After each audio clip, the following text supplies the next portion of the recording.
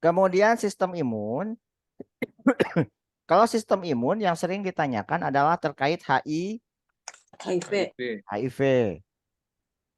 Kalau di HIV, dia itu sering dikombinasikan dengan masalah yang lain. Biasanya dikaitkan dengan masalah diare. Pasien diagnosa HIV, kemudian mengalami diare, BAB lebih dari 3 kali, 4 kali, kemudian apa namanya BAB cair. Kalau dibilang ada turgor kulit menurun, maka masalah keperawatannya adalah Hipovolemik. hipovolemi. Itu biasanya. Yang kedua adalah biasanya kalau tidak terkait dengan masalah kebutuhan dasar Diare. manusia, biasanya masalahnya terkait dukungan sosial. Ingat, kalau tidak ada di sana disebutkan masalah kebutuhan dasar manusia, biasanya jawaban terkait HIV adalah terkait ke dukungan Sosial. sosial, kebutuhan Sosial. terkait dukungan sosial. Jawabannya arah ke sana ya. Kalau tidak ada masalah terkait Kebutuhan dasar. KDM, oksigenasi cairan kayak gitu. Kalau tidak ada masalah ke sana, maka jawabannya pasti ngarahnya ke dukungan Dukungan sosial. sosial. Ya. Gitu ya. Kemudian di HIV biasanya dikaitkan dengan masalah etik, veracity, confidentiality. Kalau veracity biasanya pertanyaannya seperti ini. Pasien ingin mengetahui apa hasil labnya, gitu kan? Perawat mengetahui bahwa hasilnya adalah positif. Apa respon perawat? Maka jawabannya adalah Anda harus bersiap terhadap berbagai macam kemungkinan, gitu ya. Kinan. Nah, kemudian kadang ditanya tes diagnostik untuk HIV, tesnya tes ELISA,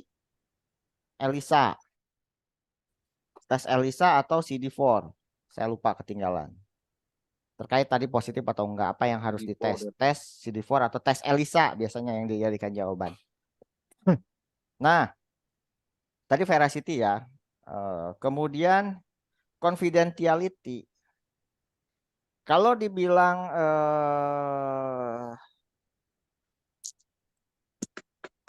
jangan kasih tahu autonomi dan confidentiality nih. Biasanya di di apa namanya?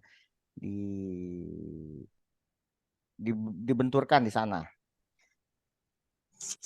Autonomi, veracity dan confidentiality.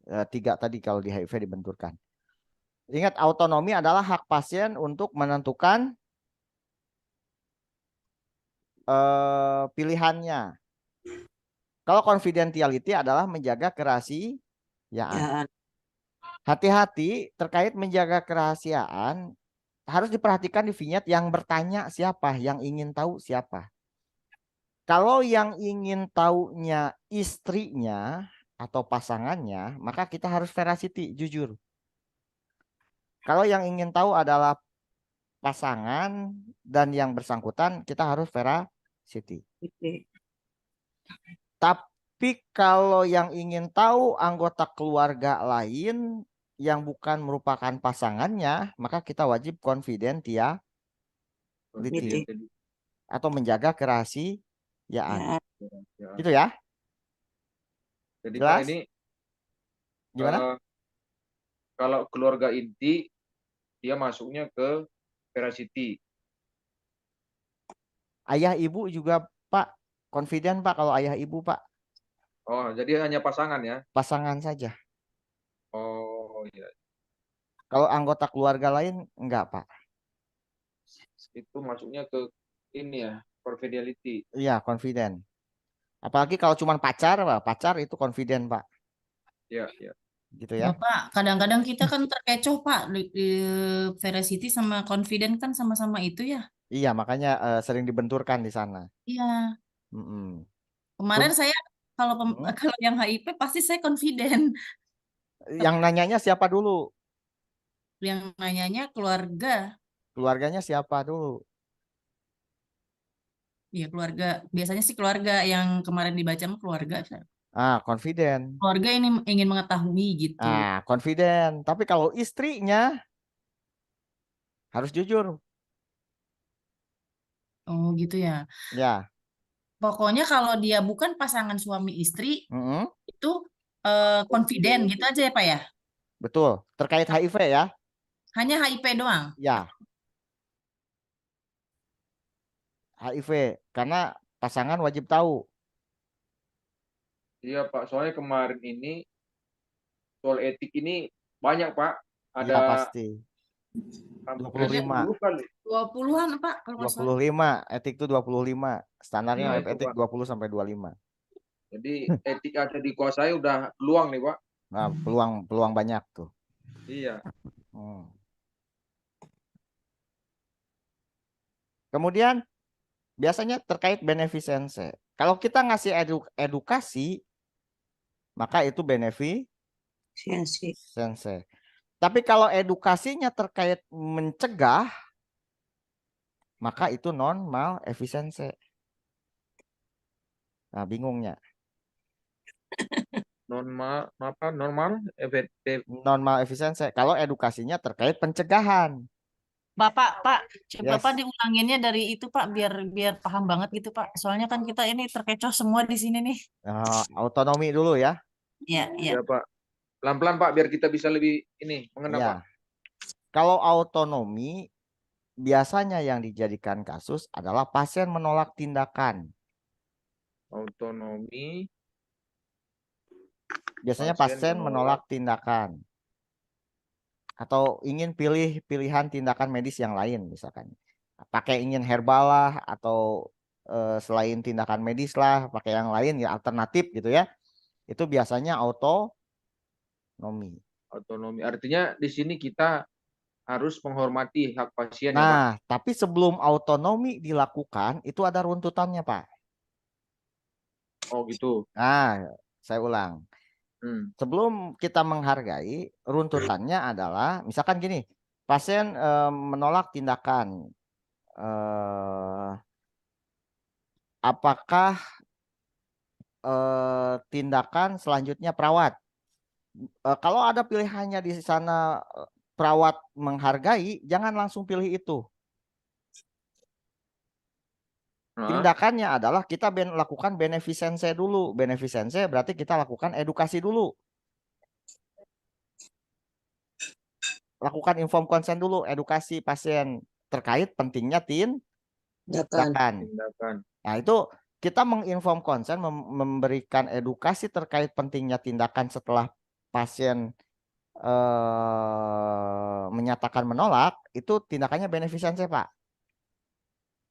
Bisa dipahami? Itu kemarin kalau nggak salah Bapak pernah bilang juga itu benefisense itu tergantung dari kasus kan gitu ya Pak. Iya. Kemarin itu ada kasusnya kalau pasien dengan masih usia produktif, dia dengan KPAP. Yang RJP ya? Ya itu Pak, kalau masih iya. memungkinkan untuk Itu lain progres kasus. hidupnya kita, kita itu Pak, Itu berarti lain tergantung kasus ya. Itu lain kasus. Ini kita ngomongin kasus ketika ketika bersinggungan antara autonomi dan benefisense. Kalau itu antara benefisense dan autonomi juga sama. Tapi terkait pasien menolak nih. Oh ya Pak ya. Jadi Kalau itu topiknya pasien menolak ya. henti jantung nih ceritanya. Yang kemarin kan henti jantung. Autonomi kan, tapi pasiennya sudah tua. Harapan hidupnya kecil. Ya. Kemudian pasien menolak tindakan. Nah, maka kita wajib autonomi. Tapi kalau harapan hidupnya bagus, nah maka kita wajib lakukan benefisense dulu. Nah, ini ceritanya yang HIV. Pasiennya itu menolak tindakan pengobatan, misalkan menolak untuk dapat obat, biar saya nggak mau, tetap menolak gitu kan. Nah, maka tindakan yang harus dilakukan benefisense-nya adalah kita harus melakukan edukasi. Itu benefisense-nya. Gitu kan? Kalau pasien tetap menolak setelah dikasih tindakan, maka tindakan selanjutnya adalah tanyakan. Tanyakan apakah pasien sudah mengerti terhadap informasi yang sudah diberikan atau belum. Kalau pasien dan keluarga sudah paham, maka jangan langsung hargai dulu aspek legal etiknya dulu. Suruh pasien menandatangani Belum konsen. penolakan tindakan. Nah, baru terakhir kalau pasien sudah menandatangani aspek legal etik tadi, baru hargai. Jauh perjalanannya untuk ke menghargainya itu kita harus melakukan beneficence-nya dulu dan legal etiknya. Gitu ya. Pokoknya otonomi biasanya benturannya dengan beneficence. Gitu ya. Nah, kemudian tindakan beneficence biasanya tadi terkait edukasi. Intinya kalau beneficence itu adalah melakukan tindakan yang terbaik. Masalahnya itu sudah muncul. Contoh pasien henti jantung kita lakukan RJP itu Siansi. beneficence. Gitu ya. Pasien tidak tahu kita kasih penkes beneficence. Kalau non malefisence adalah tindakan mencegah terjadinya cedera, kecacatan atau kematian. Non malefisence. Contoh, mencegah terjadinya jatuh, meninggikan bed plank, gitu kan? Ngasih gelang apa tuh? Gelang identitas pasien ya. Mengidentifikasi obat dulu sebelum dikasih. Nah, itu tindakan non malefisence. Pensi. Jadi dia cenderung ke arah pencegahan ya Pak. Ya, kalau non malefisence cenderung ke pencegahan. Kemudian confidentiality. Nah, confidentiality sering diadukan dengan autonomi dan veracity tadi. Confidentiality adalah menjaga kerahasiaan. Biasanya sih kalau yang singlenya maksudnya data tunggal, confidentiality adalah biasanya menutup sampiran itu confidentiality. Kemudian tidak mengupload status pasien di Facebook itu confidentiality. Kemudian ya intinya lah merahasiakan semua ini pasien. Ingat yang punya hak autonomi dan confidentiality pada dewasa adalah pasien tersebut. Kalau veracity menyampaikan kondisi penyakit apa adanya. Veracity, confidentiality, apalagi? Beneficence, non maleficence, autonomi, apalagi? Veracity. Sudah, jujur Sudah. tadi. Justice, Justice, betul. Kalau justice biasanya adalah memprioritaskan pasien yang lebih prioritas, gitu ya. Itu justice. Satu lagi, accountability. Veracity, Pak ya. Veracity sudah tadi, jujur. Fidelity. Hah? Fidelity apa? Fidelity. Menepati janji. Jarang itu. Jarang dijadikan jawaban. Biasanya Jadi ini 6 ya Pak yang paling sering ya, 6 ya. Iya, itu tadi. Fidelity menepati janji biasanya ya sesuai contoh ini. Biasanya di jiwa tuh. Kita kontrak waktu jam sekian ketemu sekian. Nah, perawat harus apa ya? Fidelity ya maaf. Iya, fidelity menepati janji tadi ya. Biasanya ke sana. Itu kemudian terkait HIV yang sering diinikan adalah confidentiality-nya adalah terkait mengingatkan, maaf, terkait beneficence, mengingatkan pasien selalu minum obat tepat waktu atau ngambil obat tepat waktu, ya, karena dia nggak boleh kehabisan obat. Oke, kemudian Masalah keperawatannya kecemasan. Kalau kecemasan itu ada tanda kecemasan. Biasanya tensi naik, persepsi menyempit, gitu ya. Kemudian mengatakan cemas dan sumber cemasnya dari mana. Nah itu, maka ambil kecemasan. Kemudian tindakannya adalah mencegah terjadinya infeksi, Si. gitu ya. Sama biasanya kalau terjadi infeksi, biasanya yang sering diangkat adalah gangguan mukosa oral yang sering. Oral. Hmm. Oh, sariawan yang berkepanjangan ya. Nah ya itu langsung angkat masalah keperawatannya adalah gangguan mukosa Oral, oral. Pak. Satu itu untuk satu diagnosa itu. Kemudian itu HIV, VCT sebentar, VCT itu yang paling penting adalah sebentar terkait VCT. Konseling biasanya Pak. Ya, konseling. Ya, terkait VCT itu yang sering ditanyakan ya tadi sih respon perawat pada saat VCT. Tapi yang sering dijadikan jawaban di VCT adalah mengingatkan pasien mengambil obat tadi. Iya. Kemudian mengetahui sama setelah mengetahui dia HIV. Ya tadi kalau ditanyakan dia belum tahu dia HIV, kalau kemudian perawatnya tahu hasilnya positif, maka respon perawatnya adalah Anda harus bersiap dengan berbagai macam kemungkinan tadi.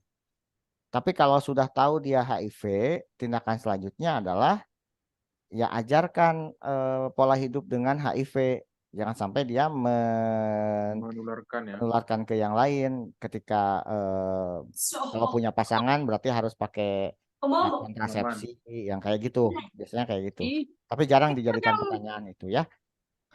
Jadi kalau HIV itu Pak, dia Ya, untuk masalah keperawatannya tidak masuk ke gangguan citra tubuh ya? nggak ada, jarang. Enggak ya? Biasanya kecairan yang sering diangkat. Cairan sama infeksi ya? Infeksi bukan nggak diangkat jadi masalah, tapi biasanya pencegahan infeksinya. Kalau masalah keperawatannya biasanya cemas, cairan, gangguan mukosa oral. Itu ya. Oke, kemudian perawatan pasien dengan anemia. Kalau anemia tahu tandanya pucat dan kelemahan. Labnya biasanya adalah HB-nya HB rendah. yang dicek gitu ya. Lihat aja kalau HB-nya menurun, ya ke anemia gitu ya. Masalah keperawatannya intoleransi aktivitas. Data intoleransi aktivitas adalah biasanya Ketidakmampuan. ya lemah aktivitas ya Ringan ya? aktivitas ringan. Kemudian terkait transfusi darah, transfusi biasanya kayak gini, sama kayak di yang di mana ya, transfusi di anak juga sama tuh muncul. Yang perlu diperhatikan di transfusi adalah sebelum transfusi. Kalau sebelum transfusinya suhunya meningkat, maka tindakan perawatnya adalah tunda transfusi. Kalau pokoknya perhatikan, pasien akan melakukan transfusi, langsung perhatikan suhu. Gitu ya. Kalau suhunya tinggi, tunda transfusi. Tapi kalau suhunya aman, arahnya dua berarti pertanyaannya. Kalau tidak mencocokkan, satu lagi adalah menghangatkan. Itu ya. Aman dulu apa? Mencocokkan dulu. Selanjutnya adalah hangatkan. Oke, kalau sudah dua tadi, lanjut biasanya pertanyaannya adalah pasien sudah oke, suhunya normal, sudah dicocokkan, sudah menghangatkan. Kemudian diberikan transfusi. Pada saat transfusi ada reaksi alergi. Kalau ada reaksi alergi berarti Hentikan transfusi. Urutannya kalau ada reaksi alergi hentikan transfusi, lapor dokter, alirkan NaCl. Gitu ya. urutannya. Hentikan transfusi, lapor dokter, alirkan NaCl. Tapi kalau jawabannya di bawah tidak ada lapor dokter, langsung loncat ke alirkan NaCl nggak apa-apa. Gitu ya. Tapi kalau ada dua-duanya jawaban ada pasien perawat telah menghentikan transfusi. Apa tindakan selanjutnya? Nah, di bawah tuh ada lapor dokter sama alirkan NaCl. Mana duluan, Pak? Lapor dokter dulu ya. Iya. Gitu ya. Iya, Pak. Sip. Oke, itu. Tapi kalau reaksi alerginya ringan, hanya urtikari doang, maka lambatkan transfusi. Fusi. Ya, lambatkan transfusi. Kalau alergi Ringan. ringan. Gitu. Kemudian DHF. Ini sering muncul. Masalah keperawatannya adalah kalau tidak hipertermi datanya tunggal. Kalau tidak hipertermi, resiko perdarahan sama resiko shock atau shock hipovolemik. Kata kuncinya, tadi hipertermi sudah ya. Kalau resiko perdarahan, Pak, dahulukan mana resiko perdarahan atau resiko shock? Shock. Dahulukan Perdarahan. resiko shock dulu. Kalau ada iya, dua shock dulu. pilihan jawaban di sana resiko perdarahan sama resiko shock, dahulukan resiko shock dulu ya. Iya, Pak. Nah, kata kunci dia resiko shock, lihat di vignetnya. Kalau di vignetnya dia sudah derajat 3, DHF-nya resiko shock. Kalau DHF-nya tandanya hanya derajat 2, berarti dia resiko perdarahan. Pak, apa derajat 1, 2, 3 pada DHF, Pak, sama derajat 4? Kalau derajat 4 itu sudah bukan resiko shock, tapi sudah shock hipovolemik. Kalau derajat 1, dia hanya turniket positif. Nah, terkait turniket positif, yang sering ditanyakan adalah ini. Turniket positif tuh. Uji turniket sudah diajarkan, maksudnya sudah saya sampaikan belum? Belum ya?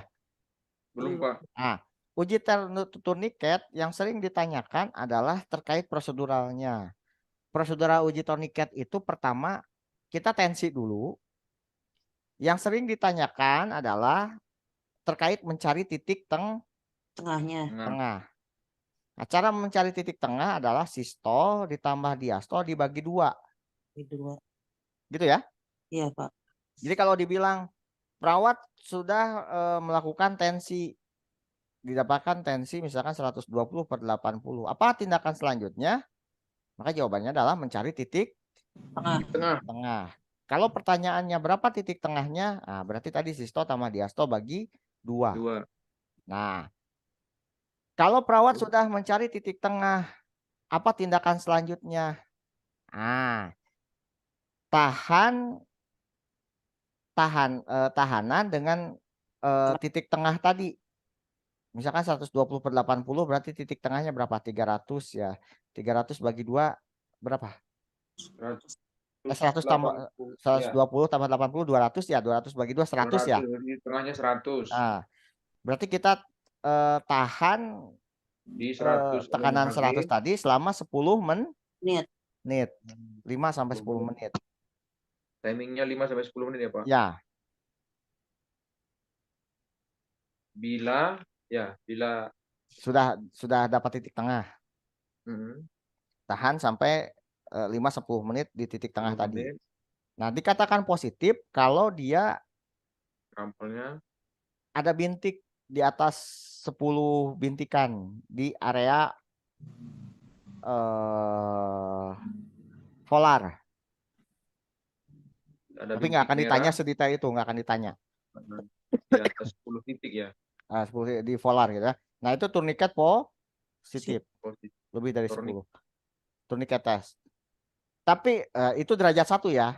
Kalau derajat 1 berarti masih resiko perdarahan. Derajat 2 maaf, derajat 2 itu turniket tesnya positif disertai perdarahan spontan. Ada perdarahan lain. Itu masalah keperawatan risiko perdarahan. Tapi Derajat kalau dua, derajat 2 perdarahan turniket tes positif, positif, turniket tes turnik positif plus positif. perdarahan spontan. Berarti itu risiko Perdarahan.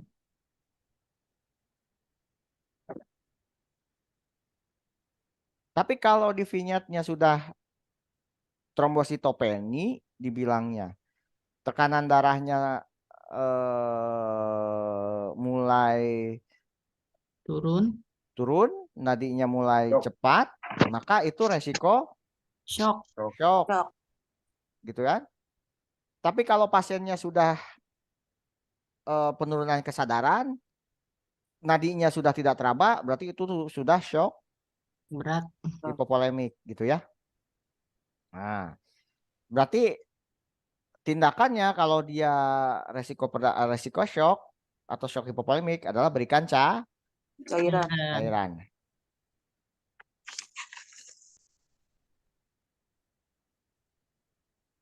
Bisa dipahami untuk DHF?